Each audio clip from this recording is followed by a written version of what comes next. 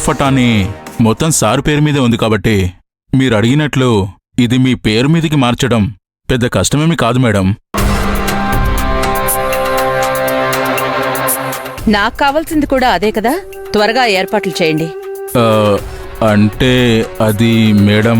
ఏంటో చెప్పండి. పెద్ద అమౌంట్ కదా మేడం, ఖర్చు కూడా ఎక్కువగానే అవుతుంది. బాండ్ పేపర్స్కి వాటికి వీటికి పైగా కొంతమందికి డబ్బులిచ్చి సంతోషపెట్టాలి. ఇవన్నీ ఉంటాయి కదా మేడం. వాటి గురించి ఆలోచించాల్సిన అవసరం లేదు. ఎంత ఖర్చైనా సరే నేను చెప్పింది చేయండి చాలు. చేయకపోవడం ఏం లేదు మేడం, కొత్తగా చేస్తున్నానా, ఎప్పుడు చేసేదేగా. ఇక మీరు ఈ విషయం మర్చిపోండి. అన్ని ఏర్పాట్లు నేను చూసుకుంటాను.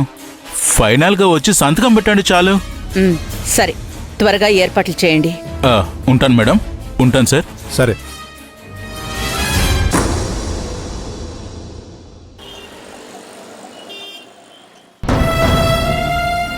నమస్తే అండి. నమస్తే అమ్మా, కూర్చోండి.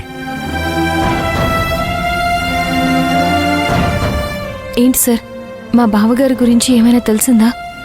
ఇంట్లో వాళ్ళందరూ ఆయనకి ఏమైందో ఏమో అని కంగారు పడుతున్నారు. ఇన్వెస్టిగేషన్ జరుగుతోంది.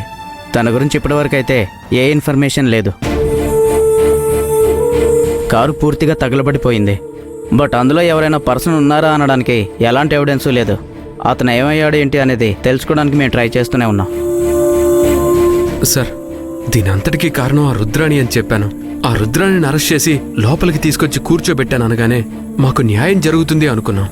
కానీ ఇదేంటి సార్, వెంటనే రిలీజ్ చేసి పంపించారు. తను హై లెవెల్ ఇన్ఫ్లుయెన్స్ చేసుకుని బెయిల్ తీసుకుని వచ్చింది. లేడీ కాబట్టి కొంచెం త్వరగానే బెయిల్ వచ్చింది. కోర్టు నుండి బెయిల్ మంజూరయ్యాక మేం చేయగలిగేది ఏమీ ఉండదు. అందువల్లే రిలీజ్ చేశాం. But one thing, car accident కావడానికి ఆవిడికి సంబంధం ఉందని మాకు అనుమానంగానే ఉంది. బట్ ప్రాపర్ ఎవిడెన్స్ లేకుండా మేమేమీ మాట్లాడకూడదు.